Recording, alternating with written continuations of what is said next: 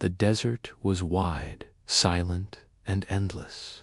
The sun stood high above the golden land, shining so strongly that the ground looked like it was melting. Heat waves rose from the sand and blurred the horizon. A cowboy named Rafi rode across this empty place on his brown horse. He was used to long rides under the sun, but today felt different. The air felt heavier, as if the desert was holding its breath. Rafi had left his ranch early in the morning. One of his calves had wandered off during the night, and he had followed its tracks until the desert swallowed them. Even though he loved the open land, he did not enjoy searching for anything in a place this large.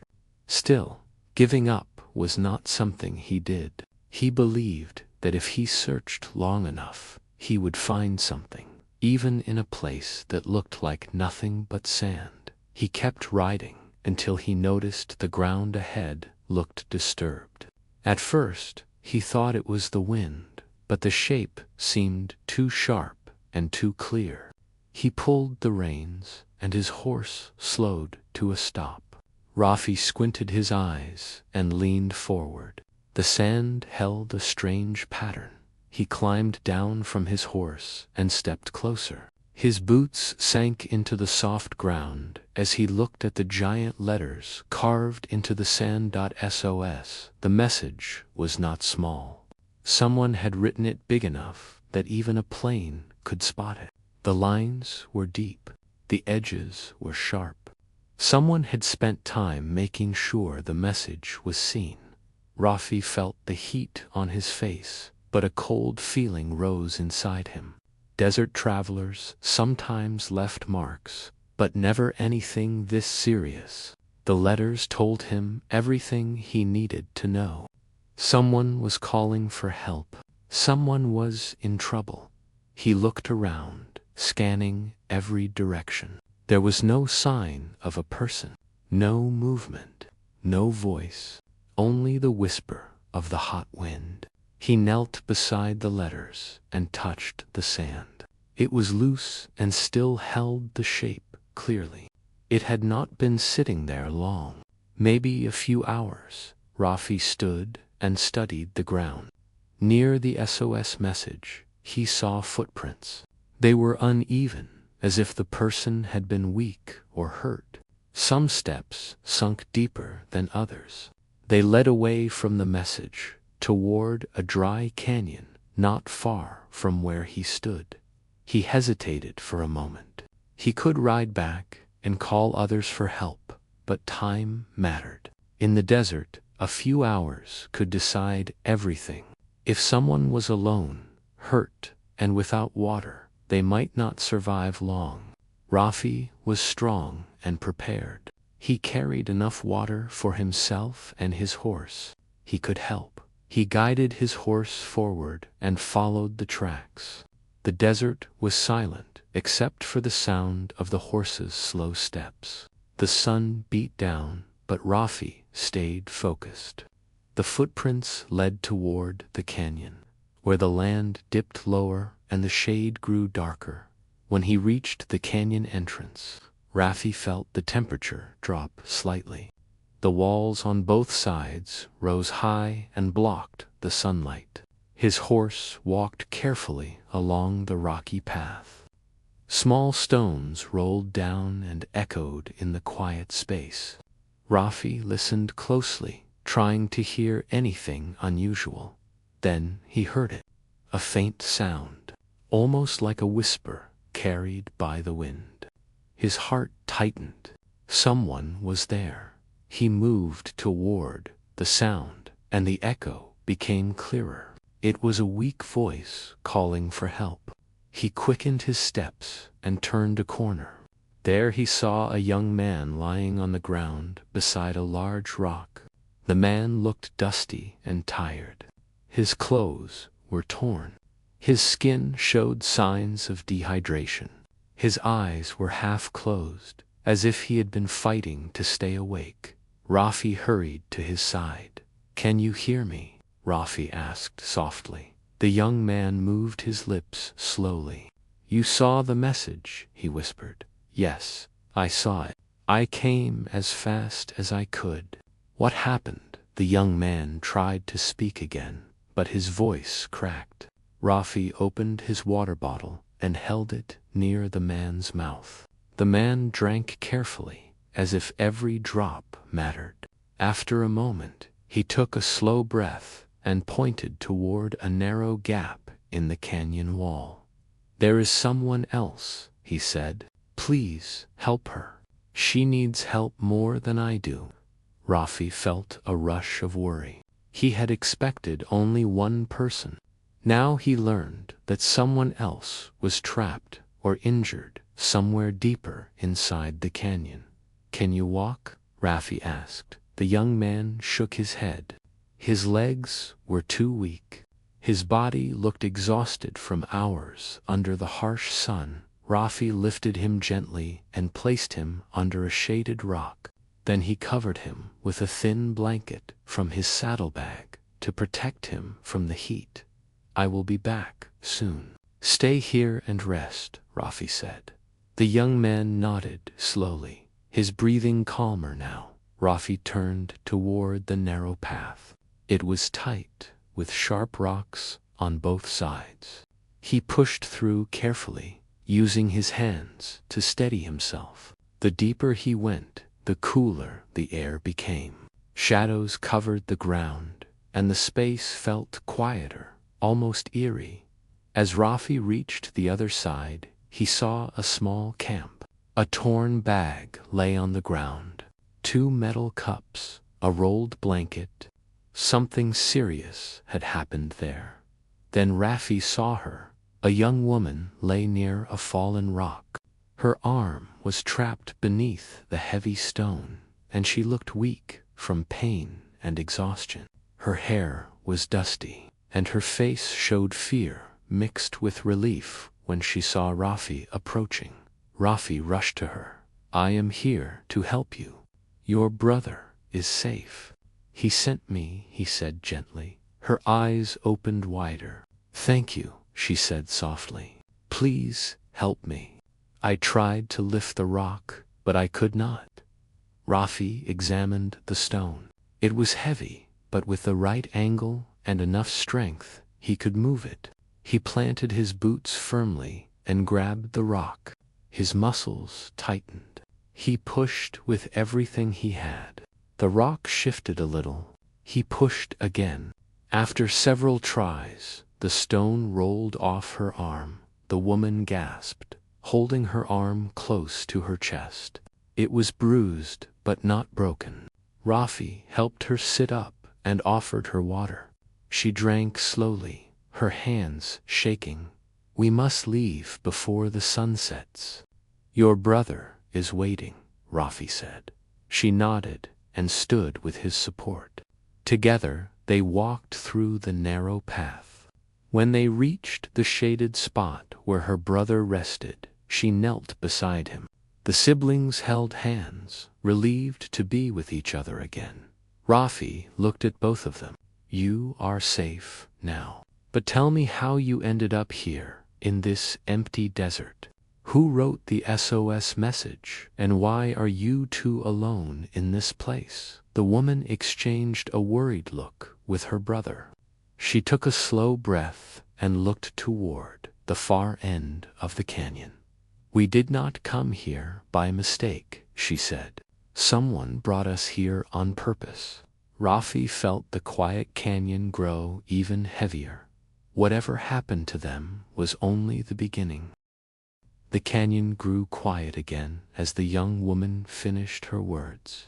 Her voice trembled slightly, not from fear of Rafi, but from the memory of what had happened. Her brother rested beside her, breathing slowly, still recovering from the heat and exhaustion. Rafi stood in front of them, tall and steady, watching their faces carefully. He knew something serious had happened. People did not end up lost in a desert for no reason. Rafi took a step closer. Tell me everything. I need to know what brought you here. It will help me keep you safe. The woman nodded. Her eyes were tired, but she gathered strength to speak. My name is Mira. My brother's name is Sami. We were traveling with a small group 2 days ago. We were going to a research site far from the towns. We study old desert stones and markings. Our team leader said there was something important near this canyon. Rafi listened with interest. Many strange things were buried under desert sands. Some people searched for history. Others searched for hidden secrets. He wondered which one their group was chasing. Mira continued. When we reached this area, our leader told us to set up camp. We worked until sunset. Everything felt normal, but when night came, we heard strange sounds from inside the canyon, like soft rumbling and loose stones moving on their own. Our leader became nervous. He told everyone to stay inside their tents. Rafi crossed his arms. What happened after that? Mira glanced at her brother, who looked weak but alert. Sami answered in a low voice. We did not stay inside. We wanted to know what was happening. We walked closer to the canyon entrance to look around. That was when someone grabbed us from behind and dragged us deeper inside. Rafi leaned forward. Someone, not something, yes. Someone, Sami said. His voice was firmer now. There were 2 men. They covered our eyes and tied our hands. We could hear them arguing. They said we had seen something we were not supposed to see. They talked about a place they wanted to hide. Then they brought us to this canyon and left us here. Mira continued the story. They took our bags, our phones, our water. They wanted us trapped. We think they were trying to protect something in this desert, something they did not want anyone discovering. Rafi felt a heavy feeling in his chest. 2 strangers leaving young travelers alone in the desert was not just cruel, it was dangerous. But what bothered him more was the idea that they were hiding something in the canyon, something important enough that they would leave people behind to suffer. Rafi looked at them. You said they left you here. But how did you get separated? Mira sighed. After they untied us, they pushed us toward the rocks and left. We tried to walk back to the main road, but we were already weak from thirst. Sami collapsed first. I brought him back to the camp area because the shade was better. I found a small water bottle they had dropped by mistake. We shared it, but it was not enough. I knew I had to call for help, so I carved the SOS message in the sand outside the canyon. It took a long time, and the sun was strong. When I tried to return, a rock slipped and pinned my arm. That is how you found me. Rafi nodded slowly, taking in every detail. It was a troubling story. 2 strangers, a hidden place, strange sounds in the night, and a group that vanished. If the group leader and others were missing, something bigger was happening. Rafi knew he had to decide quickly what to do next. He looked at the sky. The sun was sinking, slowly heading toward the horizon. The desert would turn cold soon, and the canyon would fill with darkness. He needed to move them out before it became too dangerous. We must leave this canyon before night comes, Rafi said. The desert becomes hard to cross in the dark. I will take both of you to my ranch. There we can rest and decide our next step. Mira nodded, but her eyes showed concern. What if those men return? They might come back to check on us. Rafi looked at her with calm confidence. I will not let anything happen to you.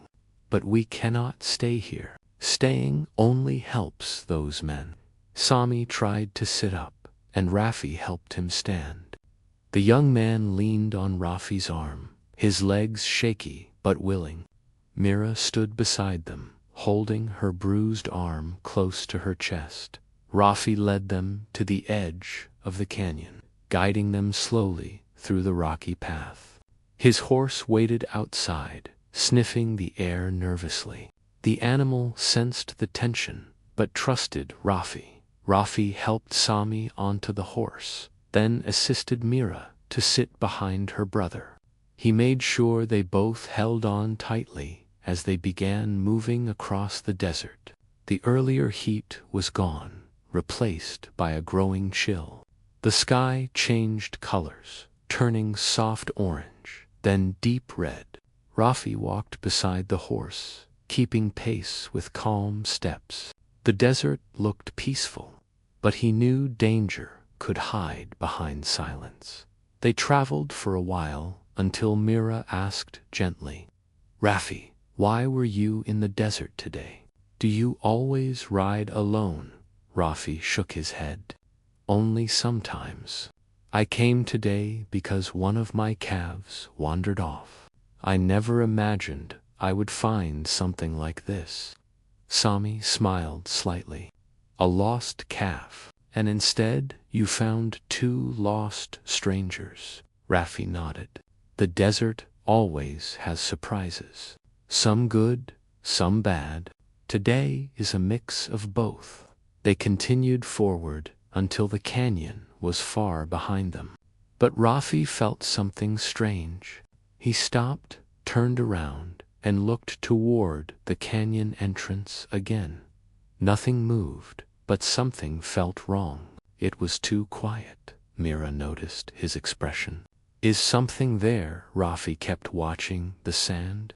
"I do not see anything, but I feel we were not alone back there." Sami swallowed hard. "Do you think those men watched us leave?" "Maybe," Rafi said. "Or maybe something else was there. You mentioned strange sounds in the night. I want to understand what caused them." They resumed their ride, crossing the desert until the stars began to appear. Finally, the lights of Rafi's ranch came into view, faint but steady, like a promise of safety. When they reached the ranch house, Rafi helped them down. The warm lights inside gave comfort after the long and frightening day. Rafi guided them to a small room with 2 beds. "You can rest here tonight." "You are safe now, Rafi," said Mira, sat on the bed, her tired eyes softening with relief. "Thank you, Rafi. You saved us." Sami nodded. "We owe you everything." Rafi gave a reassuring smile and stepped outside. But once he reached the porch, his expression changed. He looked toward the desert again. Something inside him whispered that their story was not finished. Those men were still out there, and whatever they were hiding was still buried somewhere near that canyon. Rafi knew he would have to return, and he knew the truth waiting there would not be simple. The desert night was silent around Rafi's ranch. A cool wind moved across the open land, brushing against the wooden fence and the dry grass. Stars covered the sky, shining bright and clear. Inside the ranch house, Mira and Sami slept in the small guest room, worn out from fear, hunger, and the long ride. Rafi checked on them before stepping outside. He walked onto the porch and leaned on the wooden railing. He watched the desert for a long moment. His horse was tied near the gate, resting after the tiring journey. The soft sound of crickets floated through the air. Everything seemed peaceful, but Rafi could not shake the heavy feeling inside him. He had listened to Myra and Sami's story. 2 strangers had left them in the canyon. Their research group was missing. Strange sounds had echoed through the canyon at night. Something was hidden there. Something important enough for someone to abandon to young people in the desert. Rafi crossed his arms and looked at the dark land. The desert could hide many secrets, but secrets always left marks, if one knew how to look. He walked down the porch steps and checked the ground near the entrance gate. He wanted to be sure no one had followed them to the ranch. The sand looked smooth at first, but Rafi crouched down and studied it carefully. After a minute, he saw what he feared, a faint footprint. Then another dot. Someone had come close to the ranch earlier. Rafi stood up, alert. The prints were fresh, not more than a few hours old. They came from the direction of the canyon and stopped just outside the fence, as if the person had watched the ranch from a distance. Then the prints turned back toward the desert. Rafi felt a rush of worry. Mira and Sami were not safe yet. Whoever had brought them to the canyon might still be watching, waiting for the right moment. Rafi decided he needed to act before danger came to his door. He walked inside, grabbed a lamp, a rope, a water bottle, and a small bag of supplies. He checked his horse's saddle and tightened the straps.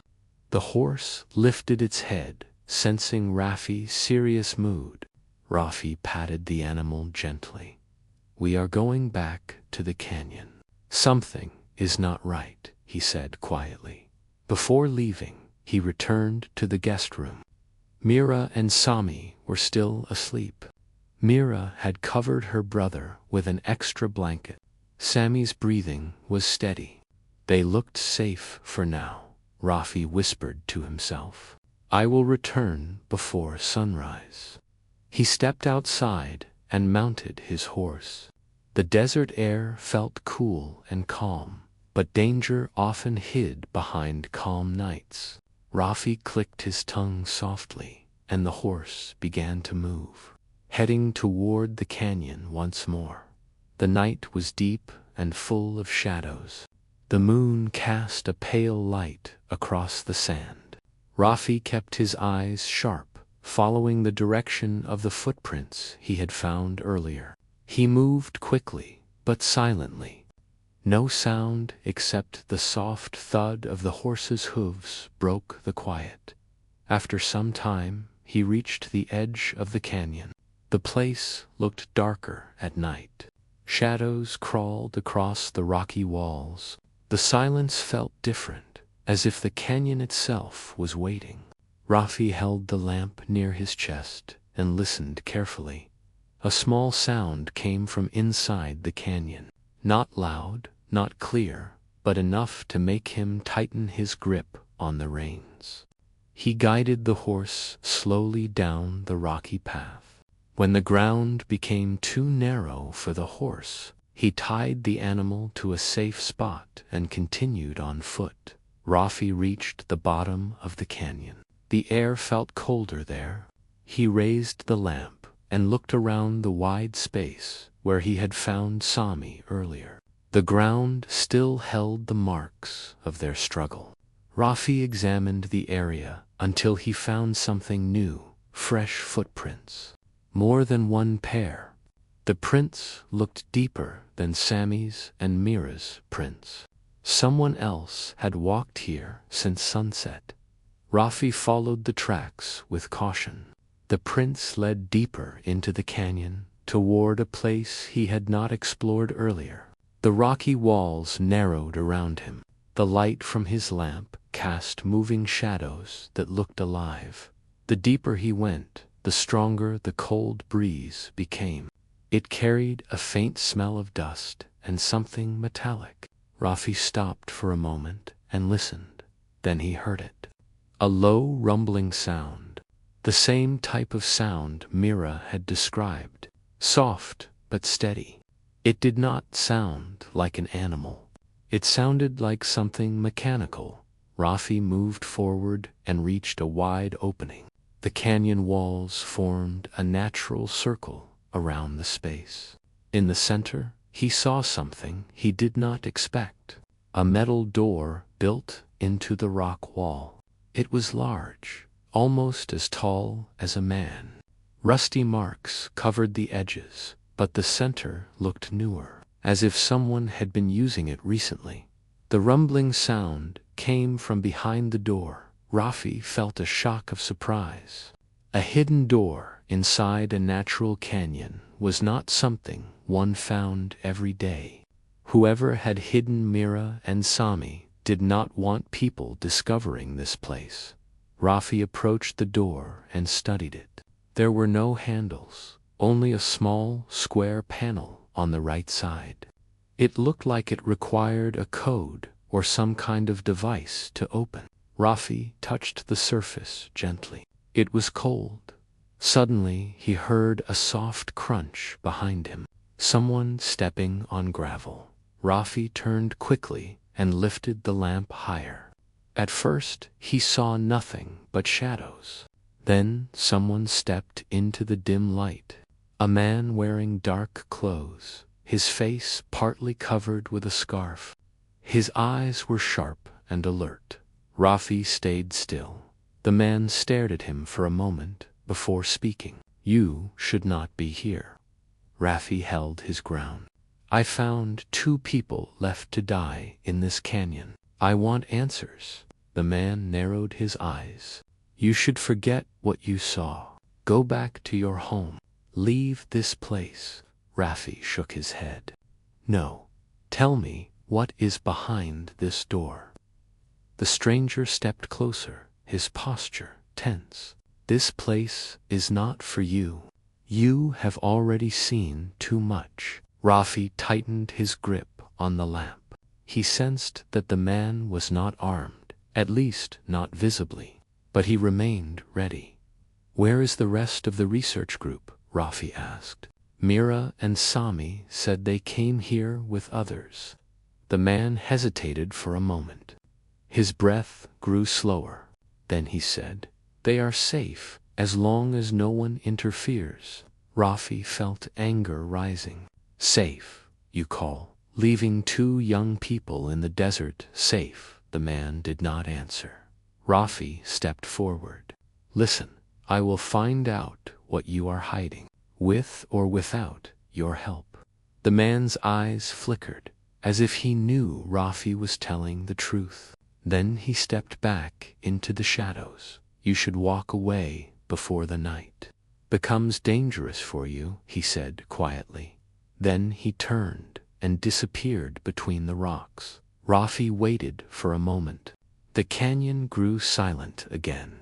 Only the faint rumbling sound behind the metal door remained. He looked at the door one more time. Whatever was inside, it held answers. He was sure of that. But opening it alone tonight was risky. He needed help, and he needed a plan. Rafi turned back toward his horse. He would return to the ranch, protect Mira and Sami, and prepare for what was coming next. He had found the door to the secret. Now he needed to learn how to open it. Rafi rode through the desert before the first light touched the sky. The air was cold, and the sand felt firm under his horse's hooves. He pushed forward with steady speed, wanting to reach his ranch before Mira or Sami woke up. What he had seen in the canyon kept repeating in his mind. The metal door, the strange rumbling sound, the footprints, and the man who warned him to stay away. Nothing about the situation felt simple. The sky slowly changed from dark blue to soft orange. By the time he reached the ranch, the house lights were still off. Rafi tied his horse to the post and stepped quietly through the front door. He moved down the hallway and checked the guest room. Mira was awake. She sat on the edge of the bed, her injured arm resting in her lap. When she saw Rafi, she stood slowly. "You went back to the canyon, did you not?" she asked. Rafi nodded. "Yes, I needed to see if those men were still there." Sami woke from his light sleep and sat up. His eyes widened. "Did you find anything?" Rafi closed the door and sat on the chair near them. "I found something. Something big. Something you need to hear." Myra's expression filled with worry. Tell us. Rafi took a deep breath. There is a metal door built into the canyon wall. It is not natural. It is hidden, old on the outside, but used recently.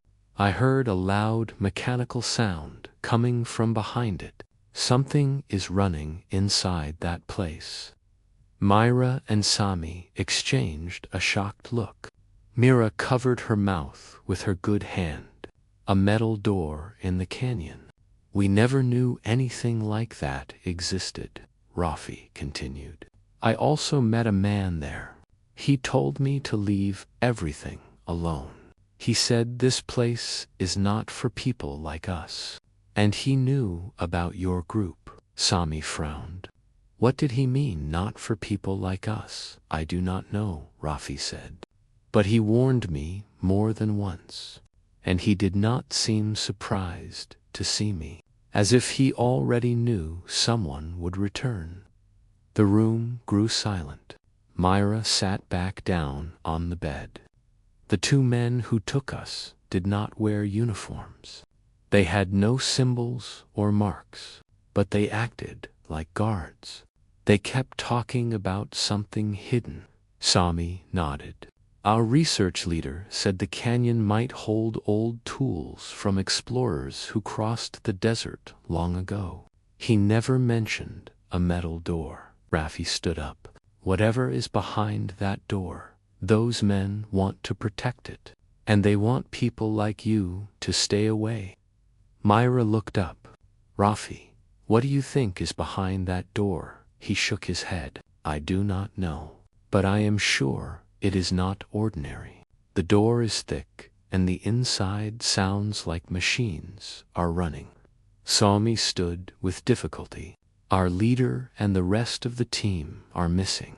Do you think they were taken behind that door? Rafi thought about the man he met, his words, his warning. The fresh footprints leading toward the door. The missing group. Everything pointed to one possibility. Yes, Rafi said firmly. I think your group is inside. Mira felt a burst of new fear. Then we cannot leave them. They might still be alive. We will not leave them, Rafi said, but we need a plan. The men guarding that place know the canyon well. They will expect us if we rush in. Sami nodded. So what do we do? Rafi walked to the window and looked at the desert. We wait for night. The canyon is dark at night. Those men move quietly, but the shadows can help us too. We will return together and find a way into that door. Myra stood slowly. We will come with you. They are our people. Rafi looked at her injured arm. You must be careful. Your arm is still healing. I can walk, Myra said. And Sami can too. Sami nodded with determination. We cannot let our group stay trapped. Rafi respected their courage. Rest for now. We will leave after sunset. The day passed slowly. Rafi spent the morning preparing supplies. He packed water, rope, a small toolkit, and a lantern. He sharpened a long metal bar that could be used as a lever. The metal door did not have a handle, so he knew he would need strength and tools to open it. Myra helped refill water bottles with her good hand.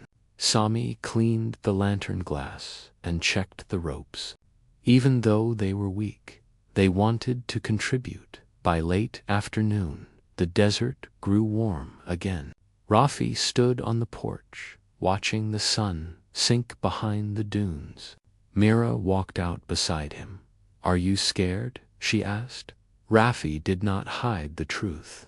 Yes, only a fool goes into danger without fear. But fear can guide us. Mira nodded. I feel the same. But my heart says we must go.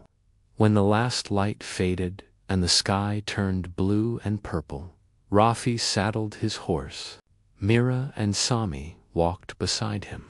Rafi helped them climb onto the horse. They rode together through the quiet desert. Darkness stretched across the land. The cool wind carried soft sand against their clothes. Only the sound of the horses' steps filled the air. When they reached the canyon entrance, Rafi tied the horse to the same rock as before. The canyon felt different at night. The shadows were deeper, the air colder. Even the silence sounded heavier. Rafi lit the lantern. The warm glow touched the rocky walls. "Stay close to me. Do not make sudden sounds." They walked deeper into the canyon. Myra stepped carefully to avoid sharp stones. Sami leaned on the wall when his legs shook. Rafi moved in front of them, checking every corner. When they reached the circular space where the metal door stood, Mira gasped. It looked even stranger in the lantern's glow. The door was cold and silent, but the faint rumbling continued from behind it. Rafi whispered, "This sound means something is working inside." Somi touched the wall gently. "This is no ancient place. Someone built this in secret. Why hide a door in the desert?" Suddenly, Rafi raised a hand, signaling them to stay quiet. He knelt down and touched the sand near the door. Fresh footprints again, several sets. They were recent, very recent. Then they heard a voice far down the canyon, two men talking softly. Their words echoed lightly through the rocks. Mira's breath caught. Sami stiffened. Rafi turned to them. "Hide behind the rocks. Do not move." He guided them to a small, shadowed corner behind large stones. They crouched there silently. Rafi stepped back to the door and waited. The men were coming closer. The footsteps grew louder. They were carrying something heavy. Soon, two silhouettes appeared in the distance. The lantern light flickered, revealing their shapes. The men walked straight to the metal door. One of them tapped a small device against the panel. The door made a deep clicking sound, then slid open slightly, releasing a cold gust of air. Myra covered her mouth. Rafi stared, shocked. Behind the door was a bright tunnel, metal walls, white lights, and inside, several more people moved around before the men stepped in. One of them spoke clearly. "Hurry, we need to prepare the chamber. The research team is waking up." Rafi's eyes widened. The group was alive, and something inside that tunnel was waiting for them. The door slid closed. Again, Rafi turned to Mira and Sami. "We found the truth. But now we must go inside." The night had grown deeper, and the real danger was only beginning. The sun rose slowly over the wide desert, painting the sand in soft gold. Tom stood near the old truck with Mira and the rescued officer. The night had been long, but no one slept. They were waiting for the rescue team that the officer had contacted through the radio. Tom felt the dry wind on his face and looked at the horizon. The land looked peaceful, but he knew now that silence in the desert could hide many secrets. Myra stood close to him. She looked tired, but her eyes were sharp. She watched every movement in the distance. Her mind stayed alert, as if danger could rise again from the sand. Tom noticed this and spoke in a calm voice. He wanted her to feel safe around him. "You do not need to worry now," Tom said. "Help is on the way." Mira nodded, but kept scanning the desert. "I understand," she said, "but the desert changes fast. We should stay ready." The officer leaned against the truck. His leg was hurt, but he tried to stand tall. He looked at both of them with respect. "You two saved my life. I will never forget this." Tom smiled a little. Anyone would have done the same. Mira shook her head. No, she said. Many people would not walk deep into the desert to help a stranger. You did. Tom looked down at the sand. He never saw himself as a hero. He was just a cowboy who lived a simple life. But now he understood that a simple man could make a big difference when the moment demanded it. Before they could speak more, a soft sound reached them. It was distant at first, but it grew louder. Tom looked up and saw a dust cloud moving across the horizon. Vehicles were coming toward them. They moved fast and steady. Mira stepped forward and watched with focus. They are here, she said. The trucks reached them soon. Several officers jumped out and hurried to the injured man. They supported him and helped him into one of the vehicles. An older officer in clean uniform approached Tom and Mira. We received your signal, he said, and we are thankful. You have done something important. Tom nodded. We only did what was needed. The officer looked at Myra with curiosity. She stood tall and calm. You must be the one who left the SOS sign on the sand. Myra answered softly. Yes, I hoped someone would see it. The officer smiled. It worked. The team prepared to leave. But before Tom and Mira could step away, the officer asked them to come with him for a moment. He guided them to a table set beside one of the vehicles. On the table was a small metal box. It looked old, dusty, and heavy. This was found near the place where you two were last night. It seems connected to what happened. Tom and Mira leaned closer. The officer opened the box slowly. Inside was a small stone object with strange markings. It looked ancient, and it seemed to shine faintly when the sunlight hit it. Tom frowned. What is that? The officer spoke carefully. We are not sure, but many people have searched for it for years. Some believe it has great value. Some believe it is only an old item. But one thing is certain. Someone wanted it very much. Mira studied the object without blinking. The men who chased the officer must have been after this. Yes, the officer said. He was trying to protect it. Tom looked at Mira. What do you think? Mira closed her eyes for a moment. Whatever it is, it caused trouble, but now it is safe. The officer shut the box and took it away. He returned his attention to Tom and Mira. We want you to know something. Your actions will be remembered. You saved a life and helped protect something important. Tom felt warm inside, even if he did not show it. Mira gave a small smile. She seemed proud, but in a quiet way. The officers loaded everything into the vehicles. The injured man waved at Tom and Myra before leaving. Then the trucks began to move away. One by one, they drove across the sand until they faded into the distance. When the last truck disappeared, silence returned. Tom looked at Mira. She looked back at him.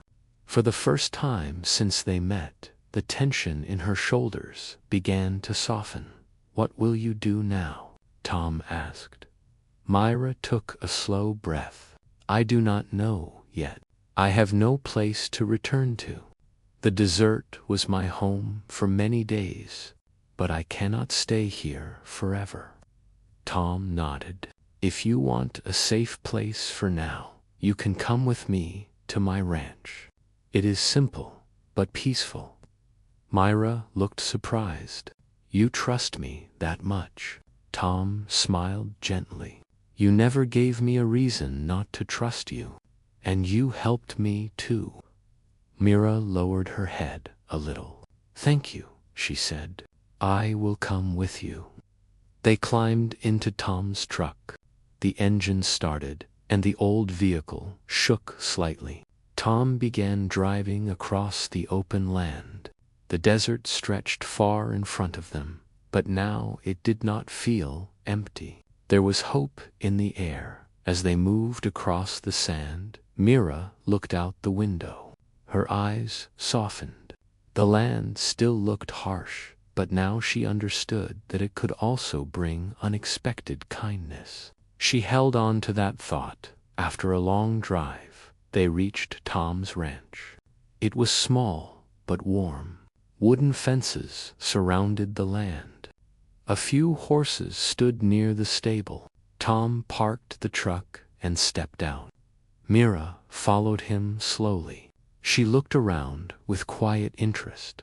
"This is your home," she said. Tom nodded. "Yes, it is not much, but it is enough." Mira touched the wooden fence gently. "It feels peaceful." Tom watched her for a moment. He could see she was trying to understand this new place. "You can stay here as long as you need," he said. Mira looked at him with calm eyes. "I will not forget what you did." Tom shook his head. "You helped too. We made it out together." Mira smiled slightly. "Yes," she said, "together." Days later, life at the ranch settled into a calm routine. Mira helped with small tasks. She learned quickly and moved with grace. Tom enjoyed her company. She asked many questions about simple things, and he answered each one with patience. One evening, as the sky turned orange, Tom and Mira sat on the porch. The air was cool. The desert stretched far away in the distance, glowing under the setting sun. Mira spoke softly.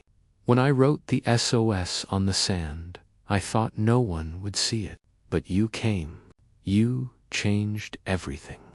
Tom looked at her with gentle eyes. "Sometimes people find each other when they need it most."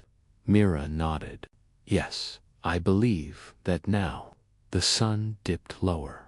The sky turned a deep shade of red. The world became quiet again, but this time the silence felt warm. Tom and Mira sat side by side, watching the sky, feeling a sense of peace that neither of them had felt in a long time. The desert still held many secrets, but they had found something more important. They had found trust. They had found safety. And maybe, with time, they would find even more. Their story began with an SOS written in the sand.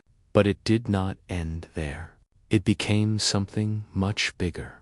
Something that would stay with them for the rest of their lives.